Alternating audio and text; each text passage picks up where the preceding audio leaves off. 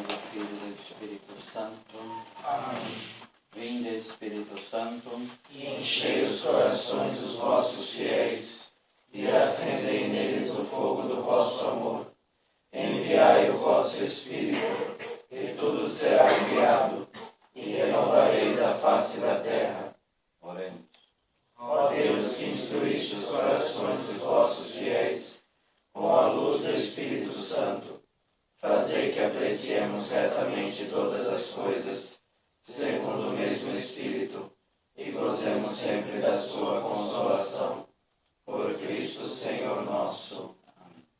Nossa Senhora de Pentecostes, Rogai por nós que recorremos a vós. São José, nosso Pai e protetor, Rogai por nós. Pai do Filho e do Espírito Santo.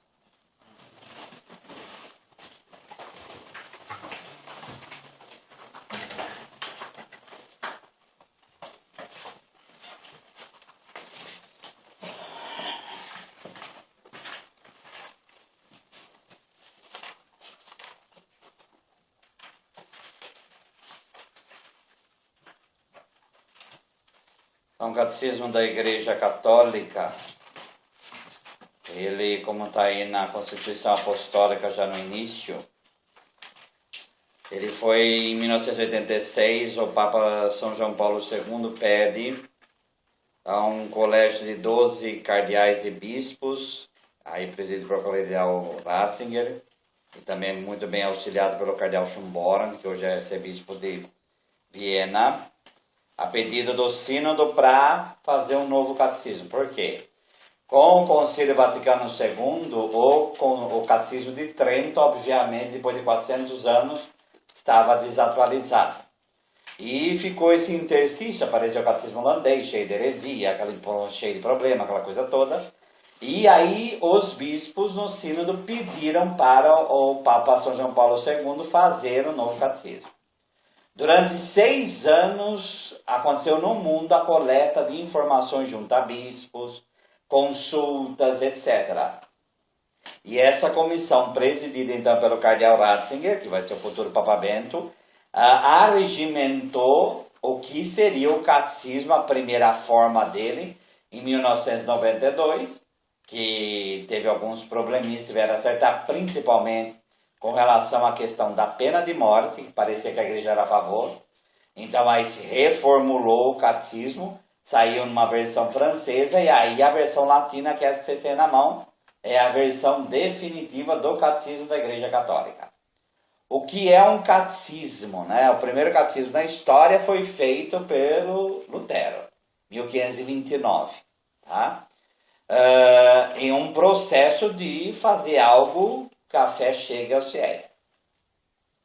Logo depois veio o Concílio de Trento, então o Papa fez o Catecismo de Trento, mas depois teve São Pedro Canísio, o Catecismo dele, São Roberto Bellarmino. Então o que não faltou na história foi o catecismo.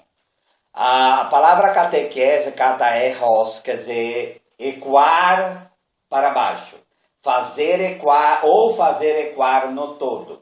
Então esse ecoar a fé, ressoar aquilo que já foi anunciado. Ismo é sistematização. Então está lá no começo essa sistematização da fé em forma de livro, tá? A catequese, obviamente, ela é maior do que o próprio catecismo, né? O catecismo é uma sistematização da própria catequese que nos é dada, tá? E aqui fica à disposição dos fiéis. Na distribuição da matéria, as 4 partes do catecismo são claras, né? Então é o credo, aquilo que nós cremos, a liturgia, que são os sacramentos, a lei, que são os 10 mandamentos, aquilo que nós devemos fazer, e a oração que reza tudo isso, né? Então, a fé que nós cremos, a revelação de Deus na história, essa revelação ela não está trancafiada na história, lá atrás, mas ela nos é comunicada, atualizada e nos toca através da Sagrada Liturgia, cujos centros são os 7 sacramentos. A liturgia não é só os sacramentos, mas o centro dela, sendo o centro dos sacramentos, a própria Eucaristia, tá? Essa liturgia que nos dá a graça de Deus, essa graça faz brotar através de obras de caridade. E as obras são conduzidas através do quê? Através da lei. A lei é essa pedagoga que faz com que a gente exteriorize a graça de Deus. E a última parte do catecismo é rezar tudo isso, orar tudo isso. A oração perpassa as 3 partes primeiras. Deu para entender? Tá? Aquele catecismo preto, grande, é a mesma coisa que esse, só que... Depende, porque se é o anterior a esse, é o que eu falei que saiu em 92, que depois foi reformado. Tá? Agora tem o preto, que é aquele de capa dura maior, aquele é o Catecismo de Trento. Aquele lá já é bem mais antigo. Tá? Eu tinha um que era bem antigo, no caso, mas acho que é o anterior a esse. Ele era mais fino, uma folha muito mais fina, e ele era maior, então mais fino também. Que é o de São Pio X, Não, esse daqui. São Pio X é outro, o Catecismo de São Pio X é muito pequeno. Ele não é grande, não. Tá? É bem pequenininho. Agora o Catecismo de Trento é isso aqui. Ele é grossão. Tá? Chamado Catecismo dos Párocos, né? Então faz a mesma coisa do catecismo do São Pio X ou mudou bastante coisa? Ah, mudou, é o que eu falo sempre. Olha o que a genética fez, olha a compreensão que se tem hoje. Clone. Homossexualidade é um termo inventado no século XIX, gente. Tá? O termo homossexualidade não tem 1.500 anos, 3.000 anos. Tem 200 anos. Tá? Então, olha lá. Clone, reprodução in vitro, método anticoncepcional. Tem nada disso no Catecismo de Trento. É impossível há 400 anos atrás pensar algo assim. Tá? Eu achava que ainda, em alguns casos, a igreja era favorável à pena de morte. Não. Não, isso daí é uma encrenca. Nossa. Enfim, se resolveu. Tá? Depois na hora de chegar no verbete aqui vai ficar claro isso. Vamos lá no prólogo agora. Que o catecismo a gente não fala página. E documento de igreja também não fala página, tá? Documento de igreja é número, é item, tá?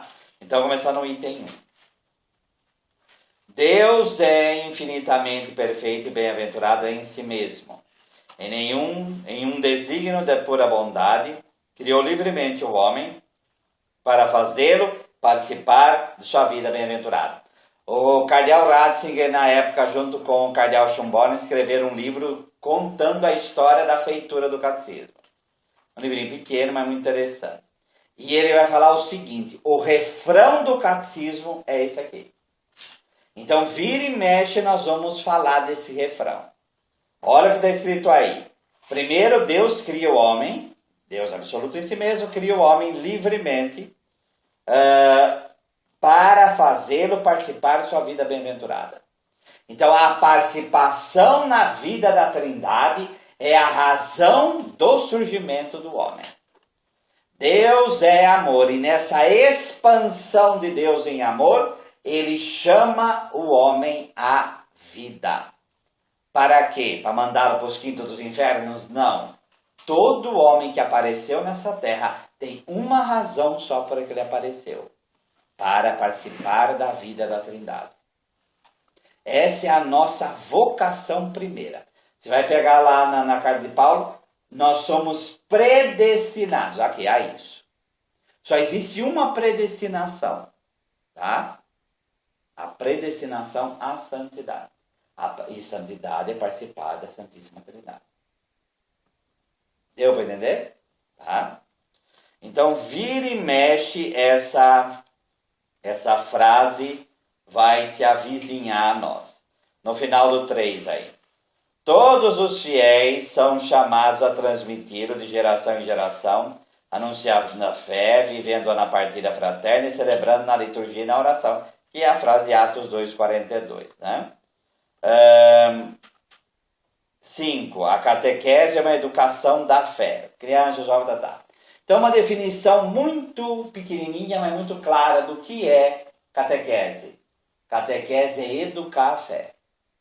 Então, nós temos uma visão, às vezes, de fé que a gente já sabe, a gente já tem tudo, que a fé, mas fé precisa crescer. Se você não cuidar da tua fé, como da vocação é a mesma coisa, ela morre. Tá? Ela desaparece. Então, fé precisa ser alimentada, cuidada, mantida para que ela cresça. E ela permaneça. Tá? Como uma árvore. Para criar raiz, para criar tronco, criar galhos e dar fruto. Certo? Então, para a igreja é necessário o conhecimento. O primado é da graça. Mas a graça pressupõe a natureza. E essa natureza, no caso da catequese, precisa ser educada. E essa educação da fé é chamado catequese. Correto? Tá? 6 no meio. O primeiro anúncio do evangelho, pregação missionária, suscita a fé. Tá? Que é aquele anúncio primeiro do evangelho.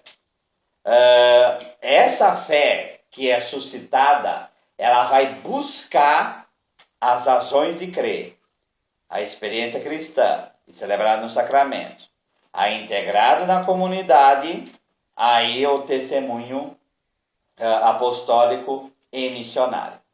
Como que se faz missão? Você vai lá, primeiro, vive no meio das pessoas. Então ninguém sabe nem o que é cristão. Você lá vai e vive no meio das pessoas.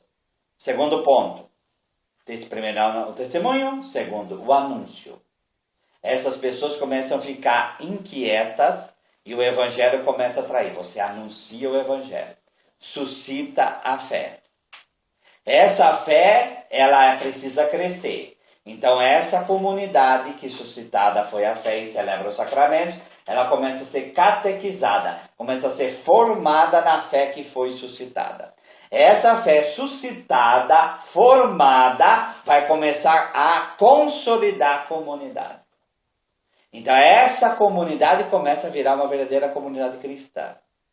Estruturada depois em paróquia, e depois isso daí vai começar a virar prelazia e depois diocese. É assim que a igreja vai anunciando o evangelho. É desse jeito.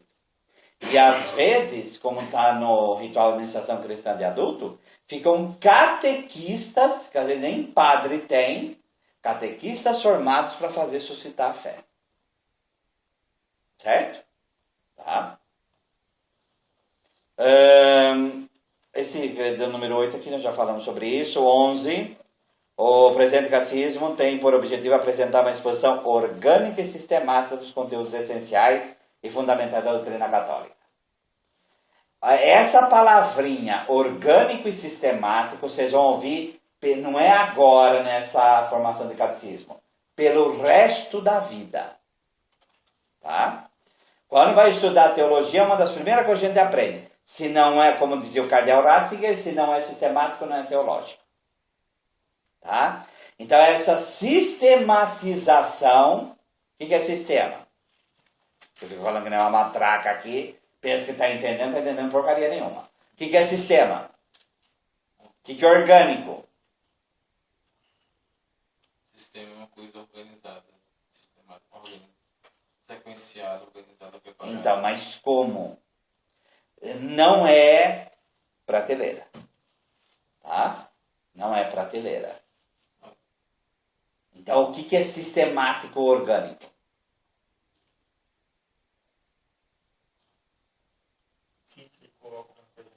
Então, além dessa organização, ela tem comunicação entre as partes organizadas. Qual é a visão que a gente tem que ter? Do nosso corpo. No nosso corpo, tudo se liga. Então, a fé é a mesma coisa. De uma ponta a outra, é um grande e enorme edifício que se organiza, que se comunica. E isso daqui que nós estamos vendo é apenas o mapa dessa grande cidade que é a revelação de Deus na história. Correto? Tá? Tá aqui, eu falar das partes do catecismo, já falei em passar, mas vamos em frente, senão demora muito. Tá? Vamos lá. Número 26.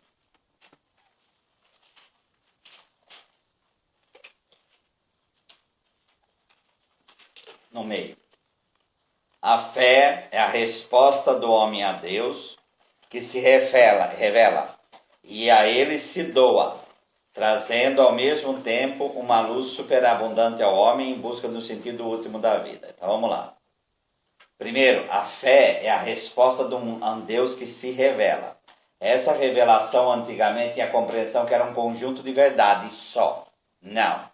É Deus que se mostra, é Deus que se dá, é Deus que se auto-revela. Ele quer manter relacionamento conosco.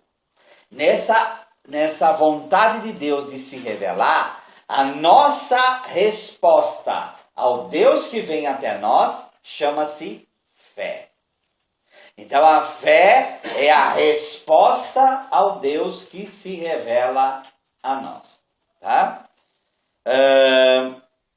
E isso nos dá o último sentido da vida.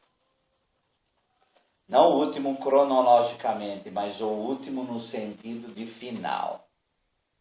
Tá? Só Deus pode dar o sentido para a nossa vida. Porque o resto é tudo transitoriedade. A transitoriedade vai aí para Deus. Deu para entender o que eu estou falando? Sim ou não? Tá? Por isso, 27. Lê alguém para mim.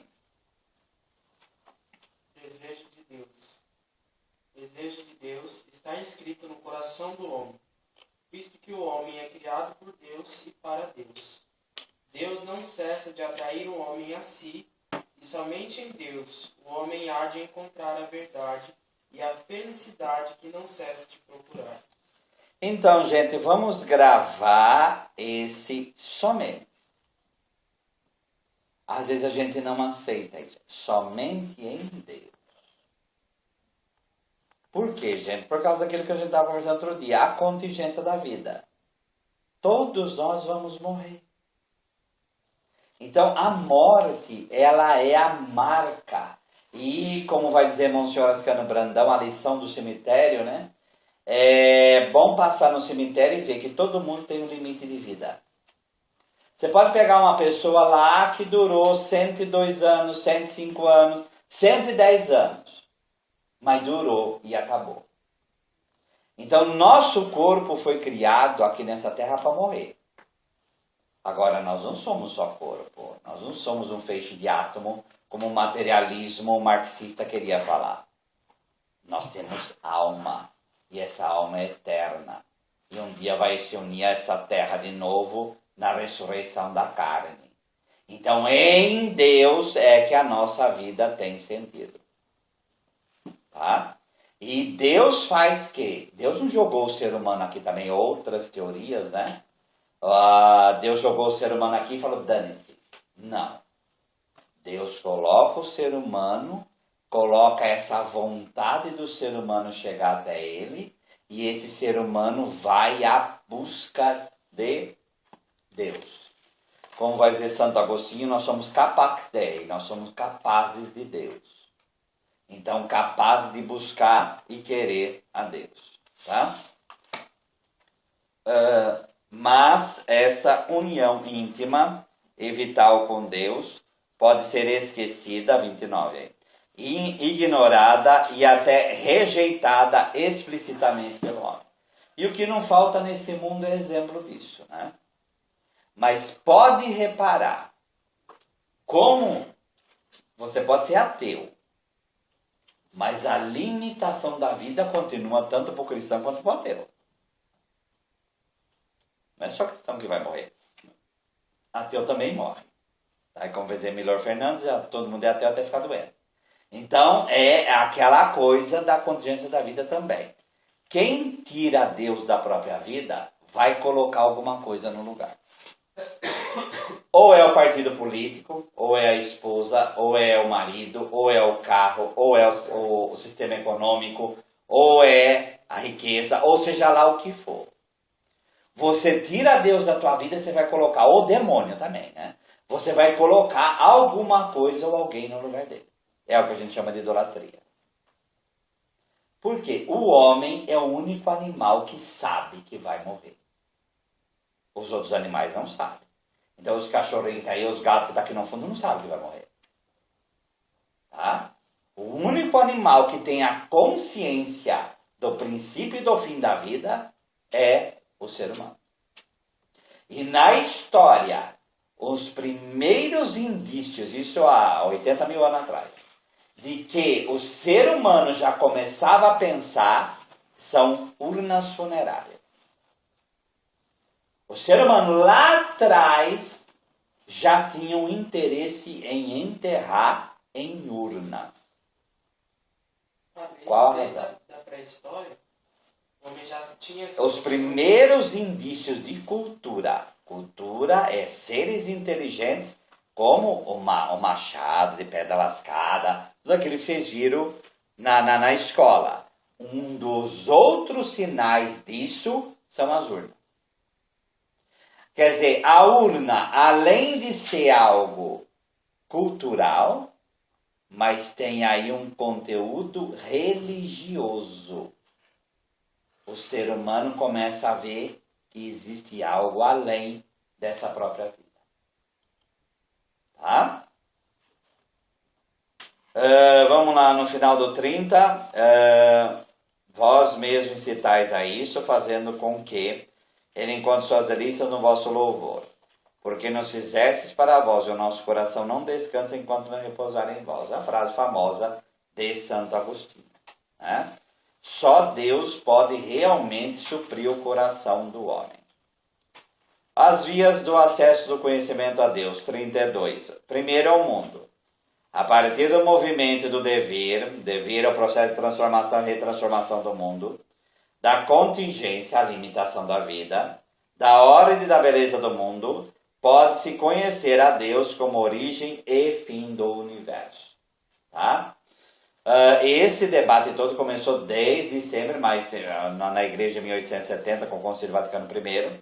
Quer dizer, a natureza, o mundo é canal do conhecimento de Deus. Certo? Existem teorias que falam o seguinte: se deixasse o mundo para o caos, ele demoraria muito mais para chegar onde chegou.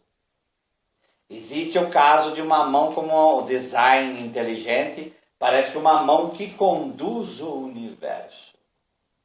Tá? Assistir Deus não está morto? Então, mostra. Toda aquela argumentação toda é em cima disso. Né? Outro ponto, 33, é o próprio homem. Tá? A consciência que o ser humano tem de si, a consciência do que ele tem da própria vida. E no 35, as faculdades que o homem tem em conhecer.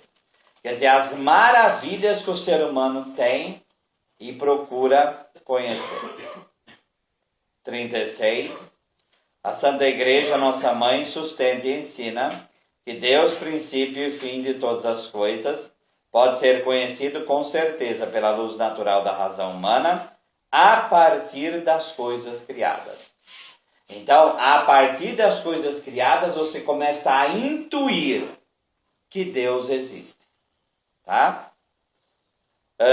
Por isso, no 41, as criaturas, todas elas trazem uma semelhança com o Criador. A harmonia do universo, a harmonia das criaturas é uma grande sinfonia que fala que Deus existe. Certo? A complexidade é muito grande. A complexidade é muito grande. E às vezes nós, quando vamos pesquisar a complexidade do corpo humano, a complexidade do universo, a complexidade da formação do universo, isso daí deve nos levar mais ainda a Deus. Tá? No final do 41, que é o livro da Sabedoria 13:5, pois a grandeza e a beleza das criaturas fazem por analogia contemplar o seu Criador. Só que, no 42, Deus transcende a toda criatura. Deus é maior do que a sua criação. Tá? E nós, por nós mesmos, podemos ter a Deus aquilo que Ele se revela. Mas ninguém vai ter Deus na mão. Ninguém vai conhecer plenamente a Deus. Tá? Porque Deus é Deus e aí não tem como. Se nós conhecêssemos a Deus, aí ao final, estamos sempre aquém do mistério, nós seríamos deuses, né? Nunca deixaremos de ser criatura, tá?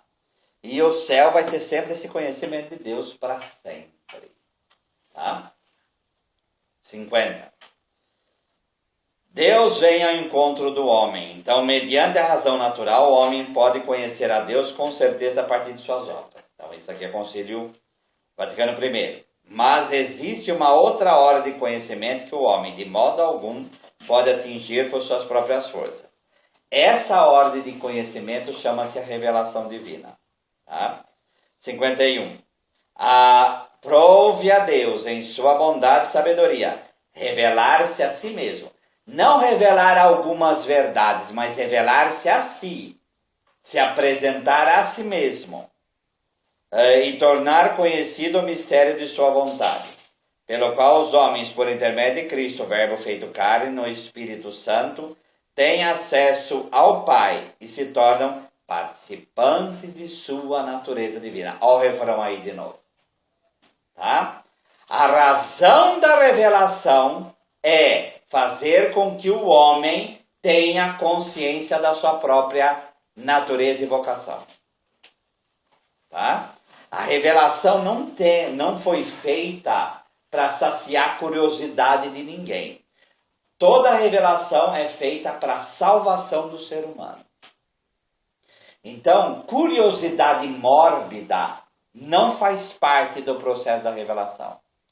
Isso está lá no final do Evangelho de João, João 21. Esses milagres que foram escritos para que vocês tenham fé. Mas se fosse escrito os milagres que Jesus fez, não haveria livro no mundo para registrar. Então, a revelação é feita para levar o homem ao conhecimento de Deus. Tá? Ao conhecimento do Senhor.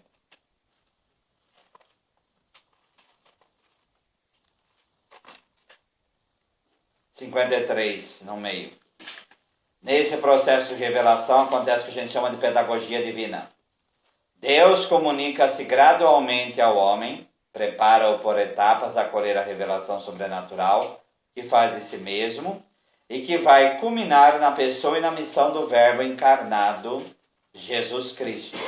Jesus não é a revelação, ele é o cume dessa revelação. A revelação começa, como nós vamos ver aí no 54, com a própria criação. A criação de Deus já é revelação de Deus. Tá? 56. Aliança com Noé. Desfeita a unidade do gênero humano pelo pecado, Deus procura, antes de tudo, salvar a humanidade, passando por cada uma de suas partes. Então, a aliança com Noé permanece aí em vigor para todas as nações. O que é a aliança de Noé? É o mínimo do nosso relacionamento com Deus. Tá? Esse mínimo do relacionamento com Deus é que faz-nos começar a conhecer a Deus. Porque o que aconteceu na história? O ser humano é criado na amizade com Deus. Pelo pecado há um rompimento disso. Ou o homem subia até Deus ou Deus descia até o homem. O homem não consegue subir até Deus. Portanto, Deus desce ao ser humano para salvá-lo. E o começo disso é, aqui no caso, a aliança de Noé.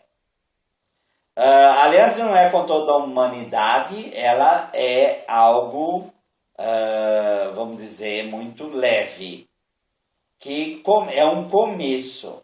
Mas a efetivação disso vai no próximo, que é Abraão.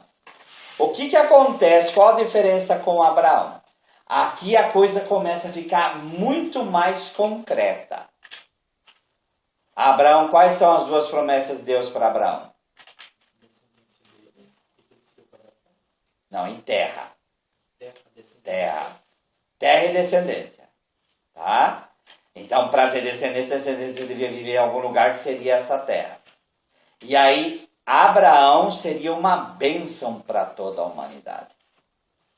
Então, o que acontece? Qual é o caminho que Deus escolheu para salvar a humanidade? A família. A família. Tá? Claro. Então, pode dizer que em Noé inicia-se a reconciliação do homem com Deus, né? E vai se concretizar... A efetivação em Abraão. Tá? Lembrar que nós somos a descendência de Abraão em Cristo Jesus. Né? Em Cristo Jesus que isso também acontece. Deus forma seu povo Israel, depois dos patriarcas, Deus formou Israel como povo, salvando da escravidão do Egito. Fez aliança no Sinai com Moisés. Israel então é o povo sacerdotal, aquele que traz o nome de Deus. Tá? Cristo, Jesus, aí número 3 aí, mediador e plenitude de toda a revelação. Número 6, no meio aí. Todavia, embora a revelação esteja terminada, não está explicada por completo. Caberá à fé cristã captar gradualmente todo o alcance ao longo dos séculos. Número 66.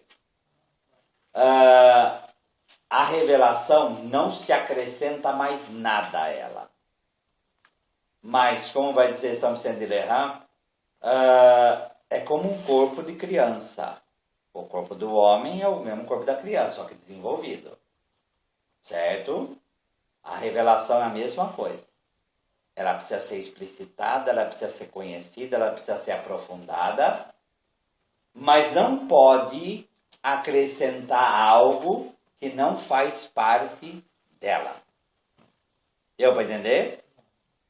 Tá? Então, trindade que vem de lá de trás, que Jesus revela, eu, Pai em mim, tal, Espírito, enviarei outro palavra, Não vai chegar um dia um teólogo que vai confirmar, porque dogma só que aí é verdade de fé, né? Paternidade. Agora Nossa Senhora faz parte. Não tem isso. Tem isso. Então ninguém vai inventar algo, mas o conhecimento da Trindade e o aprofundamento naquilo que a Trindade isso vai acontecer sempre. Que é a própria missão do conhecimento da fé e da mística e da teologia. Ficou claro? Tá? E essa é uma das coisas do nosso serviço à igreja, né? Tá? Não trata de, isso aqui eu vou saber, pronto. Não. A vida é um serviço que a gente presta ao povo de Deus conhecendo. Não é um conhecimento para ser intelectualoide, para mostrar conhecimento para alguém, nada disso. Mas é para fazer as pessoas a crescerem na fé. Essa é a nossa missão e de qualquer agente pastoral. Tá? A gente conhece para crescer na fé e para fazer os outros crescerem. Correto? Tá? No segundo parágrafo do 67. A fé cristã não pode aceitar revelações que pretendam ultrapassar ou corrigir a revelação. Então, essas revelações particulares que tem, um dos critérios é esse. Se está de acordo com a fé verdadeira. Se vai contra, pode jogar fora que não presta. Tá? A transmissão da revelação divina. Então, Deus se revelou, mas essa revelação se encerra com a morte do último apóstolo, que é, no caso, João. Tá? Mas ela tem que ser transmitida. Tá?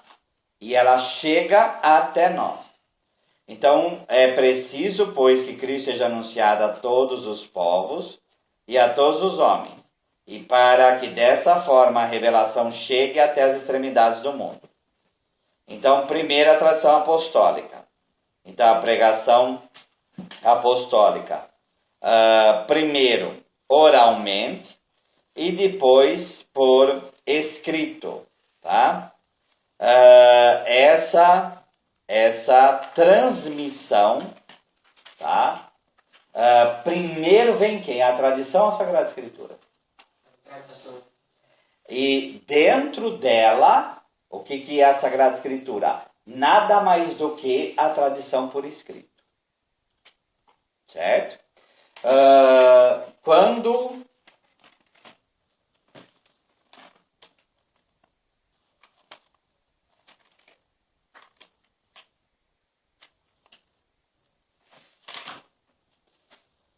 Quando São Paulo fala assim aqui, 1 Coríntios 11, 23.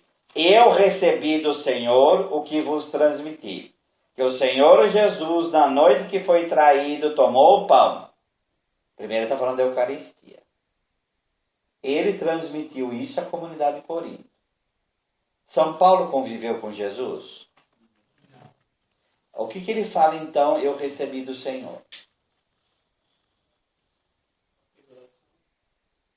Então, será que Jesus revelou para ele o que é a Eucaristia? É isso que ele está falando? Ele aprendeu da igreja. Da igreja. Esse texto aqui, gente, é 20 e poucos anos depois que Jesus morreu, viu? 20 e poucos anos. Tá? Então, ele fala o que eu recebi da igreja do Senhor. O Senhor é a igreja. Tá? É isso que eu vos transmiti. Tá? Uma pergunta. Eu não entendi o que o senhor falou assim, que a revelação divina, ela acaba com o último apóstolo. O apóstolo. Não entendi. Ela acaba ali, porque não tem mais o que ser revelado. É o último apóstolo por quê? Porque é aquele que esteve como testemunha de Jesus. Morrendo ele, como que outra pessoa vai falar algo diferente? Certo?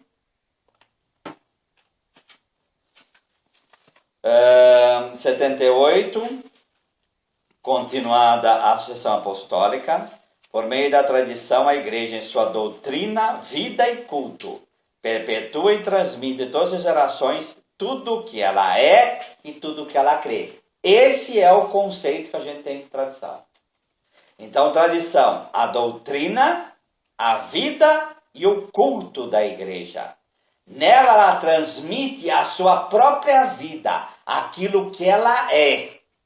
Porque a igreja vem do próprio Deus. Tá? Então, tradição não é um conjunto só de coisas escritas, mas é o próprio processo da vida da própria igreja. Por isso, quem atenta contra a própria tradição está atentando contra a própria vida da igreja. A própria vida daquilo que a igreja é. Certo? 80. A relação entre tradição e Sagrada Escritura. Elas estão entre si estreitamente unidas e comunicantes. Pois, promanando ambas a mesma fonte divina, formam de um certo modo um só todo e tendem ao mesmo fim. É aqui que esse texto, que é da Dei Verbum, vai contestar o que chamava antes as duas fontes. A tradição e a Sagrada Escritura. Não é duas fontes, é uma fonte só. Tá? Tradição e Sagrada Escritura são um depositum fidei. Uma fonte só. Tá? A Sagrada Escritura é a palavra de Deus enquanto redigida sob a moção do Espírito Santo. 81. Quanto à Sagrada Escritura, ela transmite integralmente o sucessor dos apóstolos a palavra de Deus, confiada por Cristo, o Senhor, e pelo Espírito Santo aos apóstolos, para que, sob a luz do Espírito da verdade, eles, por sua pregação, fielmente a conservem, exponham e difundam. Daí que a igreja a qual estão confiadas a transmissão e a reinterpretação da revelação. Então, como que a revelação chega até nós? A revelação chega até nós não é por um livro. A revelação chega até nós através da igreja. É a sucessão apostólica que garante a revelação. Para o protestante, em primeiro lugar, vem a Bíblia.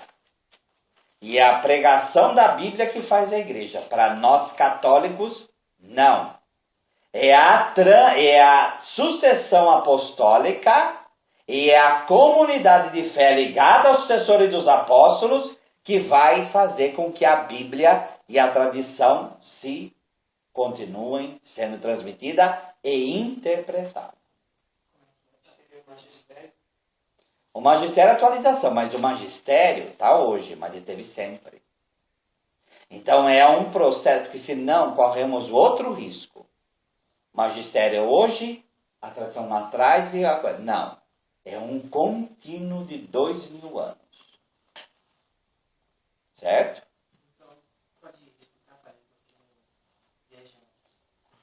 Para o protestante é a Bíblia, tá? Coisificada, que garante a verdade. É uma coisa clara, gente. Aonde que aqui está escrito que a Bíblia é a regra da fé? Pode falar uma palavra disso? Sim ou não? Lembra de alguma? Vamos? Eu só lembro daquela parte que fala, nós devemos seguir os mandamentos e estatutos do Senhor. No contexto, quando você estava falando isso, eu lembrava.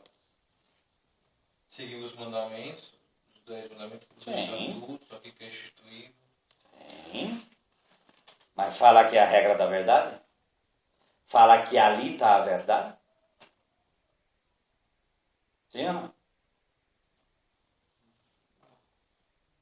Mandamento está escrito? Tem mandamento não escrito? Tem. Tem Torá oral e Torá escrita. Isso desde o judaísmo. Só que, todavia, se eu tardar, São Paulo falando, quem que saiba, quero que saiba, como deve portar-te na casa de Deus, que é a igreja do Deus vivo. O que é a igreja do Deus vivo? Coluna e sustentáculo da verdade. Aqui está escrito que quem é o sustentáculo da verdade é a própria igreja. Tá? 1 Timóteo 3,15. Então, quando for em discussão, quem é o sustentáculo da verdade é a igreja. Porque dentro dela surgiu a tradição e a Sagrada Escritura. Por isso que o Papa Bento vai dizer, Sagrada Escritura só se interpreta dentro da comunidade de fé. Não fora dela. E a comunidade de fé, obviamente, é a igreja. Deu para entender? Ficou claro, João? Tá? Muito bem, depósito da fé. O patrimônio sagrado, depósito da fé, depósito fidei, contido na Sagrada Sagrada Tradição e Sagrada Escritura, foi confiado pelos apóstolos à totalidade da igreja.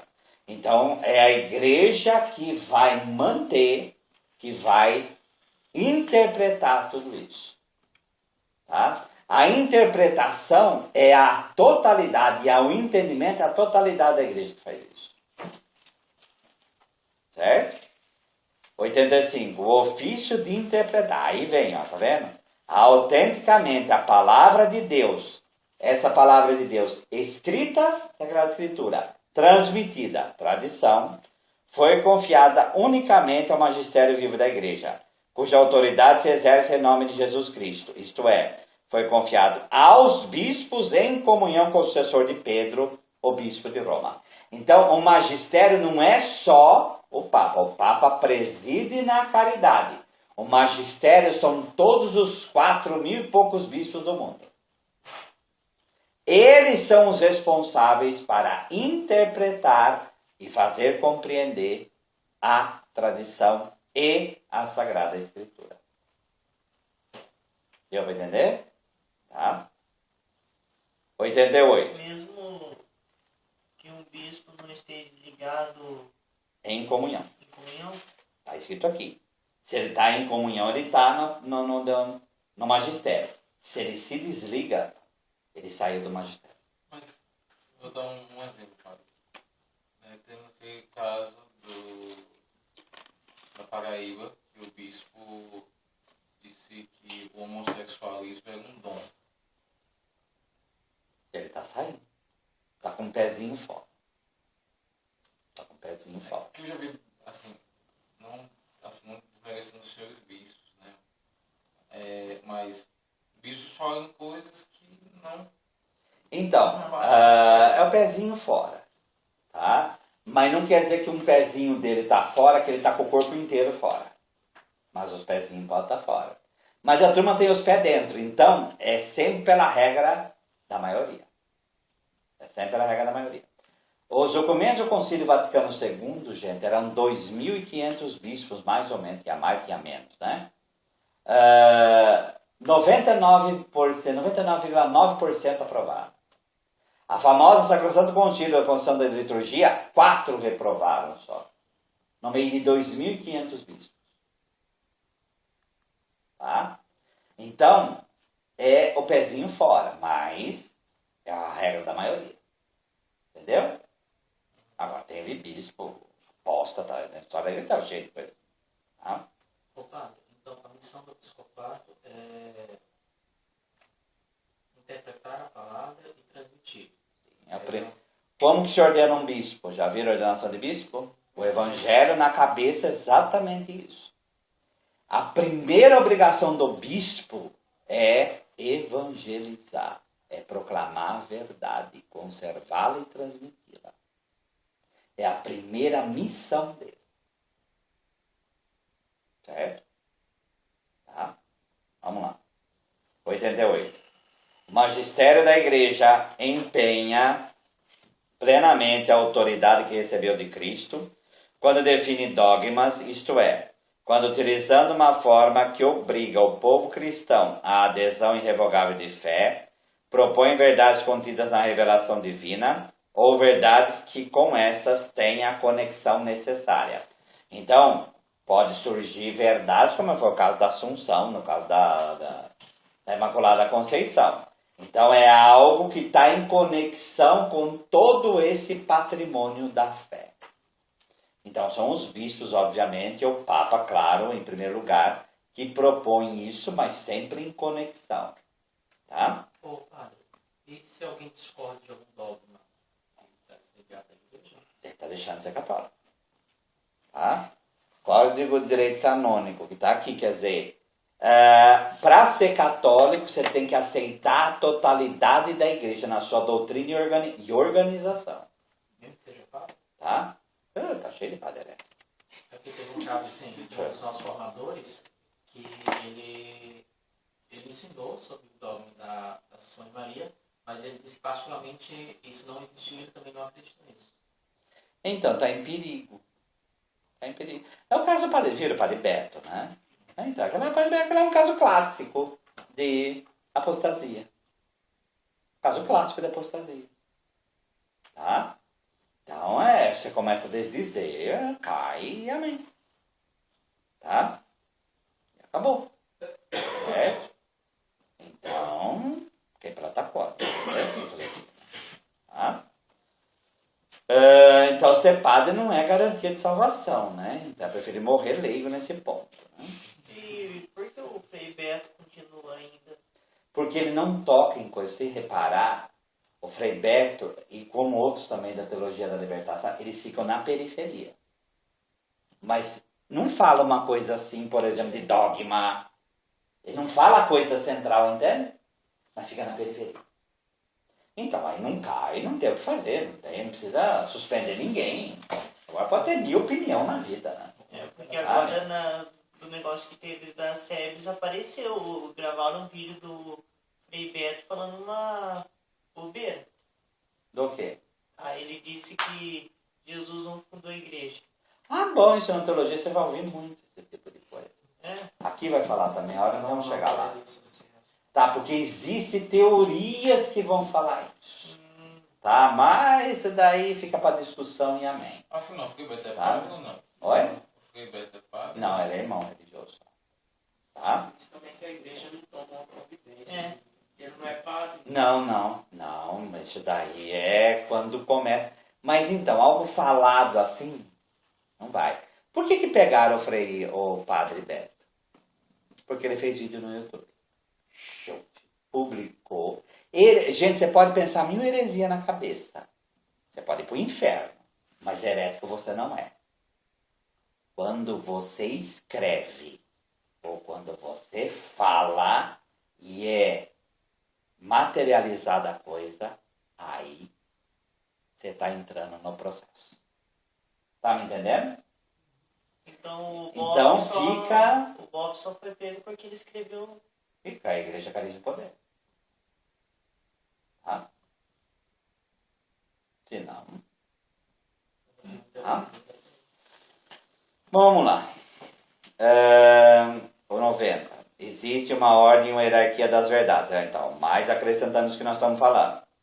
Católica, já que o nexus delas com o fundamento da fé é diferente. Então, há coisas que são mais profundas do que outras. Tá? Então, tomar cuidado. Claro, uma coisa é dizer da Trindade. Agora, tem, por exemplo, como eu já ouvi, o padre simplesmente fala, eu celebro Nossa Senhora de Luz e Nossa Senhora, mas eu não acredito que apareceu. Não há problema nenhum. Vocês sabem disso. Ninguém é obrigado na igreja a acreditar numa aparição. Canonização também, né? Não, canonização é dogma. É dogma? É dogma, aí não tem jeito. Você não pode falar que a pessoa não é santa. Tá? Mas a aparição não, porque a aparição é um fenômeno místico. Tá? Então, você não é obrigado a acreditar. Então, tem gente que é assim. Então, na hierarquia da verdade, a aparição está lá embaixo. Deu para entender? Tá? Mesmo a igreja colocando a festa, tudo mais, não interessa. Então, por exemplo, Ah. o Medjugorje, né? Tem todo cuidado. Não, sim, isso, tá? Mas enfim. Mas eu falo das consolidadas mesmo, como Fátima e Lourdes, que estão, no caso, estão no missal romano, gente, que nem no caso da Nossa Senhora de Lourdes. E aí? Mas não se acredita. Nossa Senhora Aparecida. Ninguém é obrigado a acreditar que Nossa Senhora Aparecida faz milagre, alguma coisa assim. Então, você pode celebrar missa, festejar, fazer festa, tudo, mas não é obrigado a acreditar. Tá? Porque existe a hierarquia da fé. Quanto mais alta a verdade, mais em problema você fica em mexer numa verdade dessa. Ele também pode se recusar em fazer a celebração eucarística? Pode, vai criar uma celeuma muito grande. Tá? Mas, enfim, tem coisa para tudo. Né? O conjunto de fiéis, 92, não pode se enganar no ato de fé. Então, houve regiões em que bispos, por exemplo, no século IV, se tornaram arianos, que é uma heresia do século IV, e o povo permaneceu fiel. Tá? Então, o povo, muitas vezes, ele é fiel da balança quando se diz com relação à verdade. 94.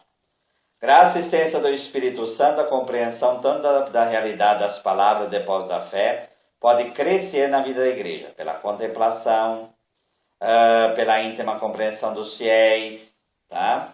A divina eloquência aí pela pregação, então, pelos carisma segundo da verdade, que no caso do episcopo, a igreja quer e é desejo de Deus que nós compreendamos e façamos crescer a compreensão da fé.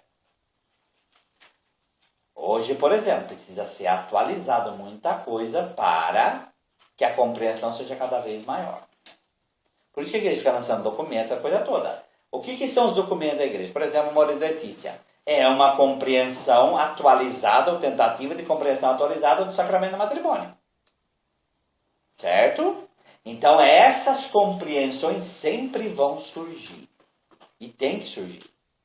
Tá? E assim, todos os fiéis são obrigados a tomar como verdade de fé? Os documentos? Não, então, o graus a graus. Então, precisa ver aquilo que toca mais essencialmente a fé ou não. No caso desse documento do Papa, Amoris Laetitia, se um leigo ou um padre quiser se recusar... Não, é um documento pastoral. No começo ele já fala isso. E se é pastoral, vai obrigar. É orientação pastoral.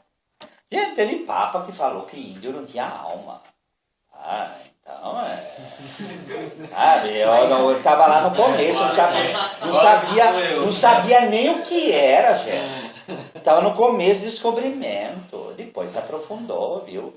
No século XIX, eu não lembro que papa que foi, mas um dos papas do século XIX falava que não era para tomar vacina. Louis Pasteur tinha acabado de descobrir vacina, estava lá no comecinho. Por quê? Porque se é desejo que Deus quer que a gente morra, a gente tem que morrer. E esse tipo de coisa não é vontade de Deus. Tá? Então essas palavras, isso não é dogma de fé, gente, pelo amor de Deus. Né? Tá?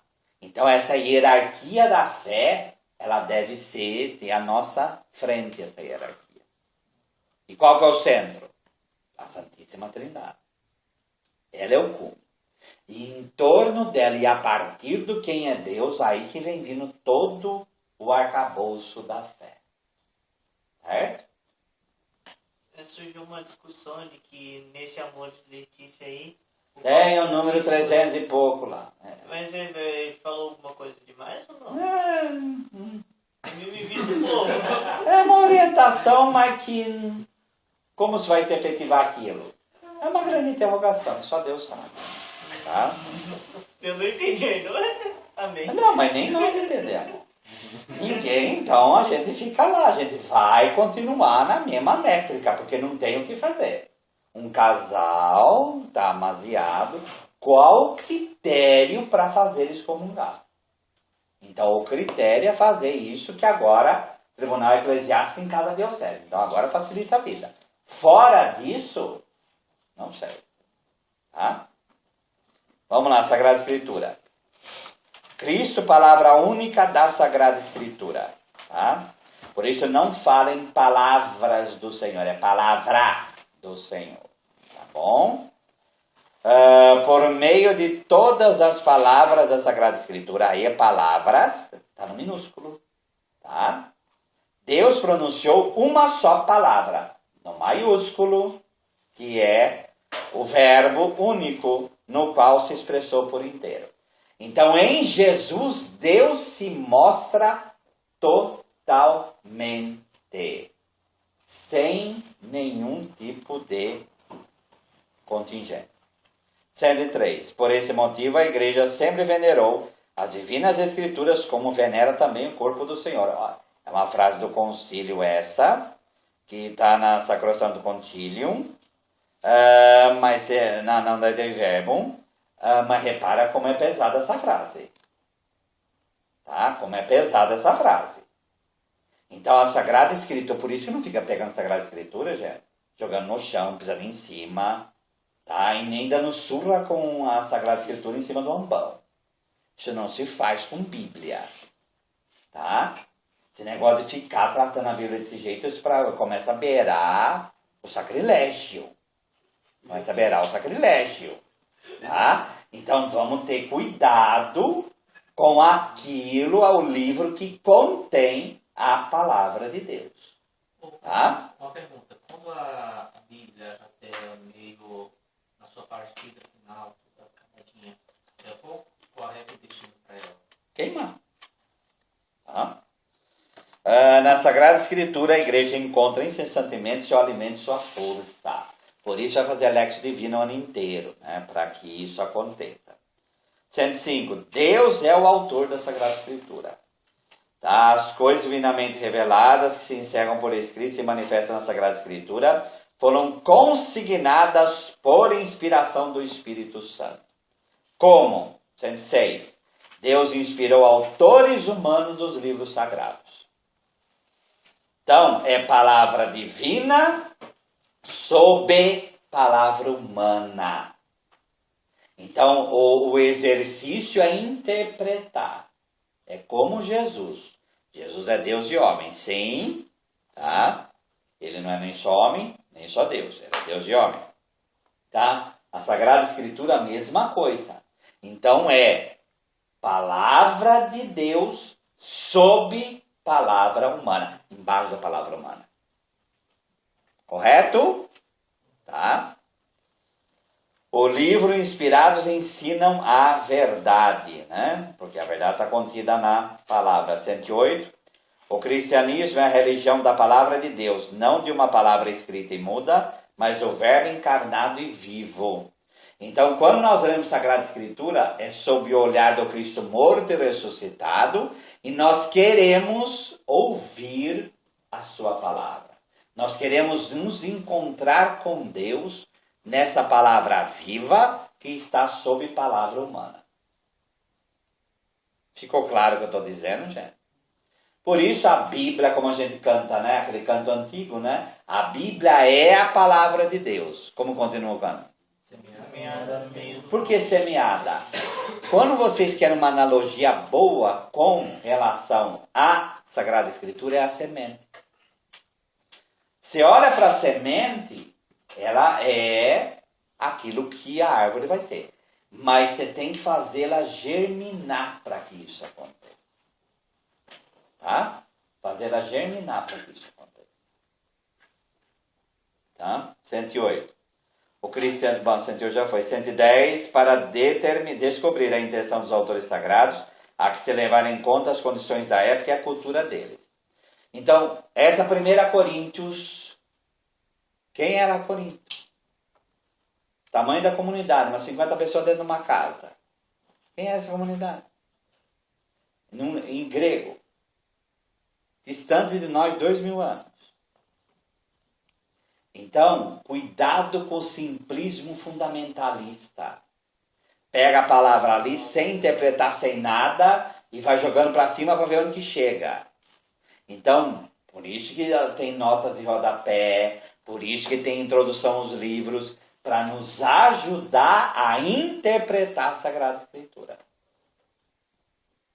Deu para entender? Voltar Tá? para o notas de rodapé sempre copiado. Dessas Bíblias católicas e tradicionais, sim. Mas quando tem dúvida, pega outras Bíblias e compara. Tá? Só um adendo. 1 Coríntios 100. Nas Bíblias aqui deve estar ainda... O rodapé da Bíblia Ave Maria é bom? Então agora melhorou com essa daqui, né? Essa daqui melhorou. Mas o texto dela ainda é meio difícil. Tá? Vamos ver como que tá aqui. Da pastoral. Não. As notas da pastoral ainda dá para aguentar certas coisas. Mas o texto, às vezes, ele fica meio prejudicado. A Bíblia de Jerusalém. Tá? Até pastores usam a Bíblia de Jerusalém. Acaso não sabeis que os injustos que hão de possuir o reino de Deus, não vos enganeis, nem impuros, nem idólatras, nem adúlteros, nem efeminados e nem os devassos. Quando a gente fala a palavra efeminado, o que vem na cabeça de vocês? Não, gay é uma palavra mais ampla do que efeminado. Que vem efeminado. Trejeito. A palavra em grego é malakos. Malakos é mole. Só que, quando se tem o dicionário de Paulo, e a Bíblia de Jerusalém mudou a tradução dela na última edição. Tá? Por quê? Não é isso que São Paulo fala. Tá? Então, logo abaixo vai também estar aqueles que é os... Aí esqueci o nome lá. Enfim, os estudos da língua grega do tempo de Paulo, estou falando em torno do que está aqui, tá? Vou mostrar o quê? O que é isso daqui? É para falar aquele que era o ativo e aquele que era o passivo na relação homossexual. E não traduzir diretamente malakos por efeminado. São Paulo não estava falando de trejeito ali. Ele estava falando da relação sexual deles. Deu para entender? Tá? Isso é só uma palavra, eu estou pegando. Uma. Para mostrar o que estudo faz com relação à tradução da Sagrada Escritura. Por isso, quando tem dúvida, pega várias e compara. Pega várias e compara. Isso tem um monte. Hoje a gente tem recurso em internet comentários, programa de Bíblia, então, é uma festa. Tá? Então, hoje tem muito recurso. Tá? Quando uma dúvida é séria, você vai atrás. Você vai atrás para encontrar. Deu para entender? Tá? Muito bem. Para descobrir, então, essa intenção, e claro, aí sobre a assistência do Espírito Santo. 111, no meio. A Sagrada Escritura deve também ser lida e interpretada com a ajuda daquele mesmo Espírito com o qual ela foi escrita. Certo? É o Espírito que inspirou lá, é o Espírito que vai nos ajudar a interpretar aqui. Certo? A interpretação da Sagrada Escritura é reservada somente à igreja? Sim, mas a igreja não fica falando sobre cada palavra da Sagrada Escritura, né?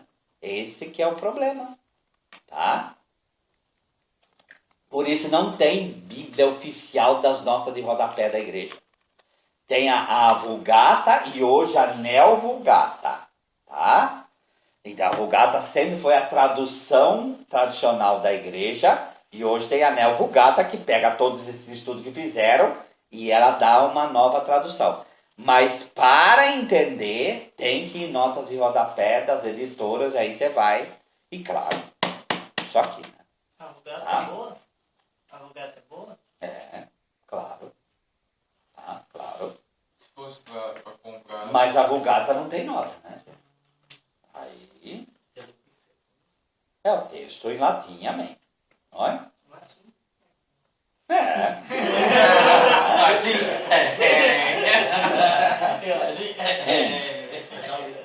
Três critérios para a interpretação da Sagrada Escritura. Primeiro critério, prestar muita atenção ao conteúdo e à unidade da Sagrada Escritura inteira. Isso é uma preciosidade que eu espero que vocês guardem pelo resto da vida. Que é o que o Papa Bento colocou no começo de Jesus, do livro Jesus de Nazaré. A exegese canônica, que é Sagrada Escritura, interpretando Sagrada Escritura, é o melhor modo de entender a Bíblia. Tá? Claro que vai ter o que a gente chama de rapaz legômena. O que é isso? Tem palavra que só aparece uma vez, aí é um problema, né? Então aí você vai procurar estudos, etc.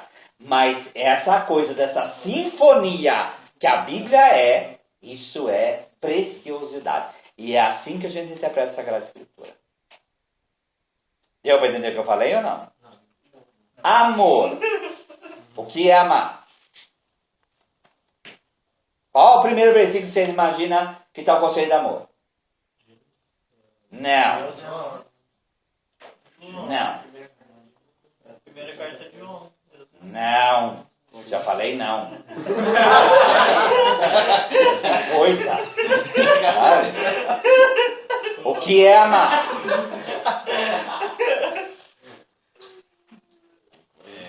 João 19. João 13, 34. Amai-vos uns aos outros, katos, como eu vos amei. Então tem um conceito de amor dentro da carta de João, dentro do Evangelho de João, que se expande na escola dele nas cartas. Tá? Esse amor como ágape vai ter todo um processo lá em 1 Coríntios 13. Tá? Que é o carisma dos carismas, eu agora vos apresento. Vem. Então, quando você começa a cruzar o que é amor, você vai ver nessa sinfonia dentro da Sagrada Escritura inteira. Só estou pegando uma palavra. Imaginem outras. Tá? Isso é exegese canônica. Isso é fazer isso aqui. Que é na compreensão da Sagrada Escritura, compreender dentro da própria Sagrada Escritura. Entendeu agora? Tá? Eu sempre gosto de ensinar a fazer o colar de pérolas, né? Você pegar aquela passagem, do lado tem as passagens equivalentes, você vai ler a outra. Isso é invenção judaica.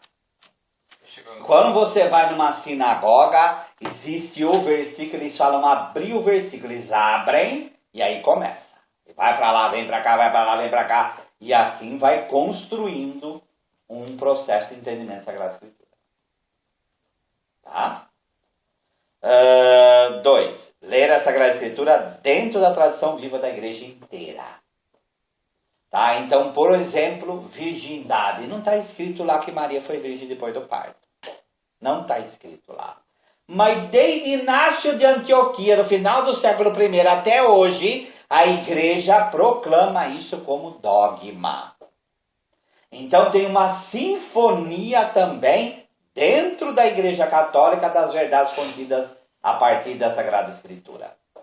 Então você vai ter irmãos de Jesus. Pode Jesus ter irmão, pode não ter, mas isso você encontra dentro da tradição da igreja. Tá? Uma dúvida, então, assim,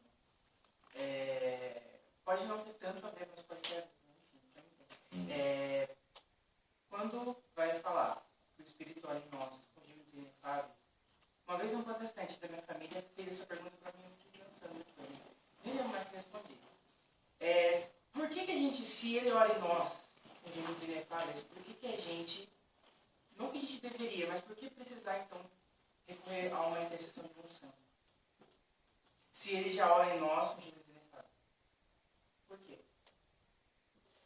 Porque a gente crê também que ele ora também gemidos inefáveis naquele santo. Tá? Creio no Espírito Santo, na Santa Igreja Católica, é o Espírito que anima a igreja. Ela é esposa. E ele junto com ela chamam pelo esposo que é Jesus para chegarmos ao Pai. Creio na Igreja Católica, creio comunhão dos santos. Quem faz a comunhão dos santos não são os santos. Quem faz a comunhão dos santos é o Espírito de Deus. Mas se ele ora em você, já não é perfeito, digamos assim? Tipo, não. Por que você... Deus quer a nossa dependência do outro. Deus nos faz imperfeitos e o Espírito quer que da imperfeição surja a união. Por isso eu dependo da oração do meu irmão. Correto? Vai falar isso aqui lá para frente. 3. Estar atento à analogia da fé. Por analogia da fé, entendemos a coesão das verdades da fé entre si e no projeto total da revelação.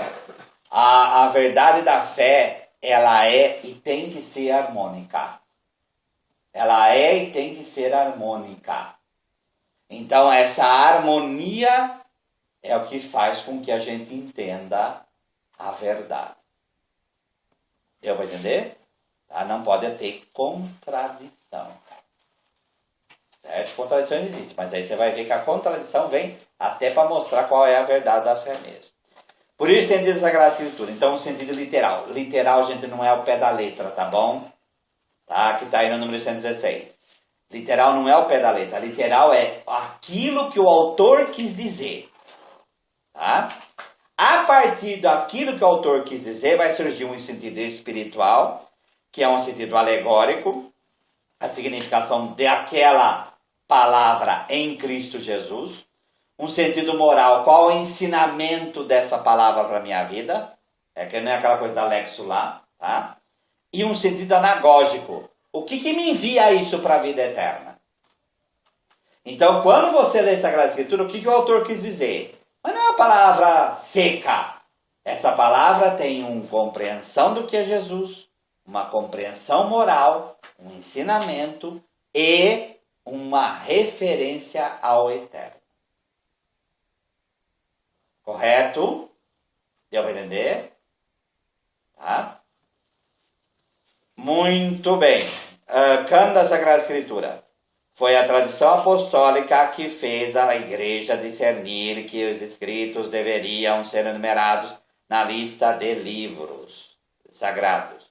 E são esses 73 livros que estão aí. 72 se une Lamentação com Jeremias, mas amém.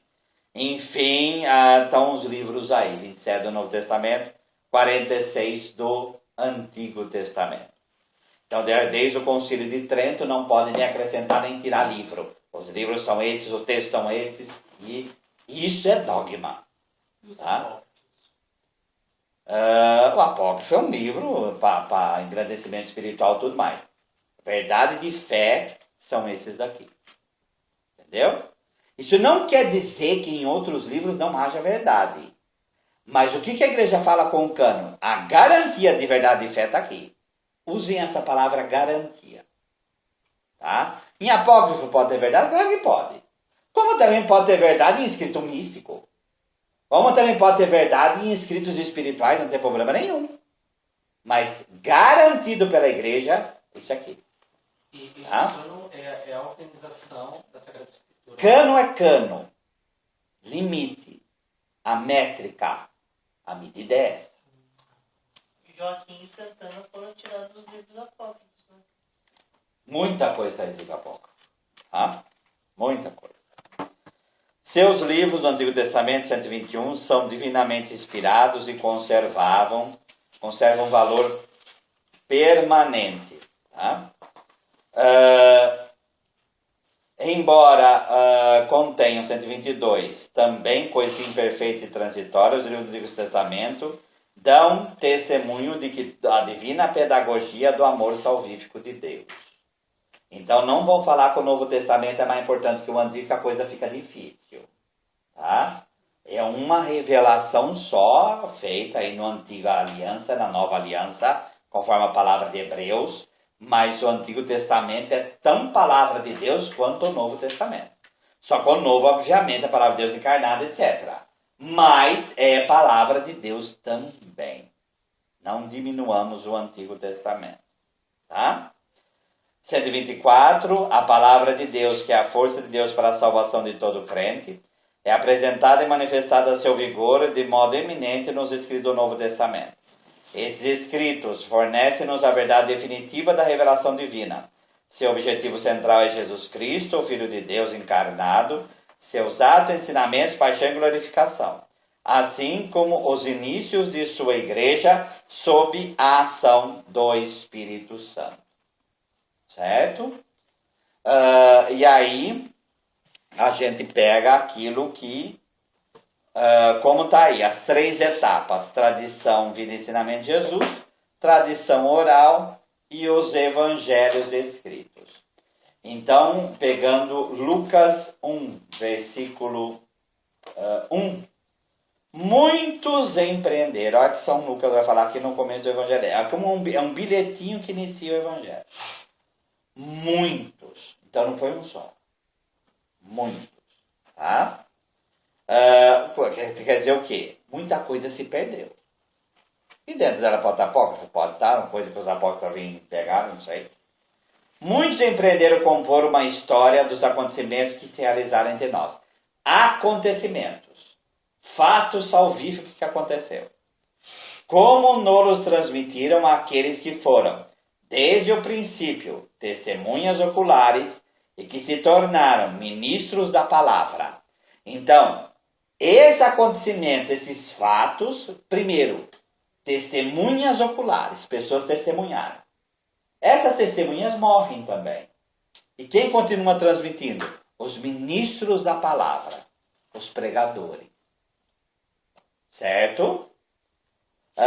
Também a mim pareceu bem, depois de eu haver diligentemente investigado tudo, desde o princípio, escrevê-los para ti, seguindo a ordem do Santíssimo Teófilo, para que conheça a solidez daquele ensinamento que tem recebido. Porque Lucas falou oralmente. Aí ele manda por escrito. Então a ordem é essa: o fato salvífico, as testemunhas do fato salvífico, os pregadores que falam que as testemunhas viram, tá? E aqueles que ouvem, que somos também nós. Ficou claro? Tá? 128. A igreja já nos tempos apostólicos e depois constantemente em sua tradição iluminou a unidade do plano divino nos 2 testamentos, graças à tipologia. Por isso os cristãos leem o Antigo Testamento à luz do Cristo morto e ressuscitado. O que é tipologia? No Antigo estaria o títipo, que seria o antítipo lá no Novo Testamento. Aquilo que é prenúncio do Antigo se efetiva no Novo Testamento. Certo? Essa é a sinfonia, como vai dizer Santo Agostinho.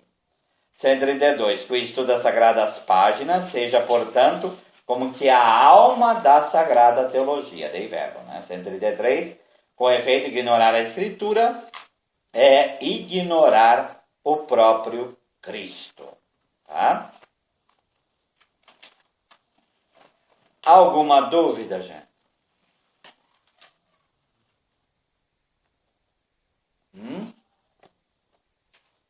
Em questão do... Porque tem de protestantes, né? Eles tiram, né, alguns livros. Porque eles estão pegando. 7. Eles pegam nessa parte aí. Eles estão tirando. 7 porque para eles foram escritos. Os judeus já não aceitavam esses livros. Eclesiástico, 1º e 2º Macabeus, etc. e outros mais.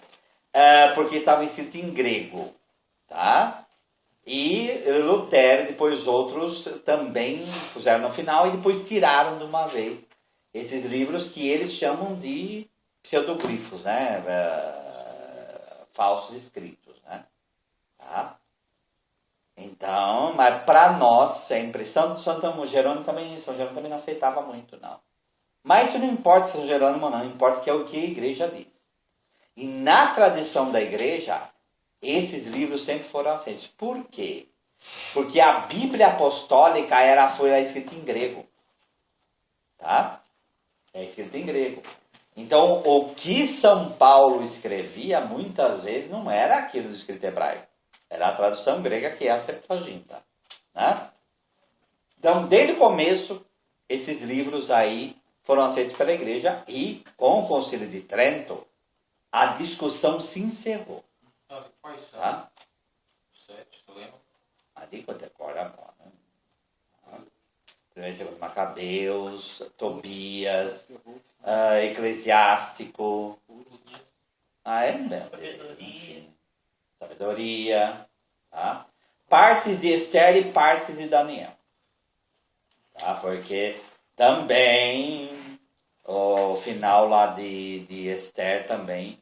Esse canto que a gente canta no domingo, o protestante não tem. Tá? Obras do Senhor, vai do Senhor, não tem. Porque é escrito em grego, isso aí eles não aceitam. Tá? Certo? Alguma outra pergunta? Então vamos em pé. Nós damos graças, Senhor, por todos os vossos benefícios, vós que viveis e reinais, pelos séculos dos séculos. Amém. Nossa Senhora de Pentecostes, rogai por nós que recorremos a vós. São José, nosso Pai e protetor, rogai por nós. Pai do Filho e do Espírito Santo. Amém.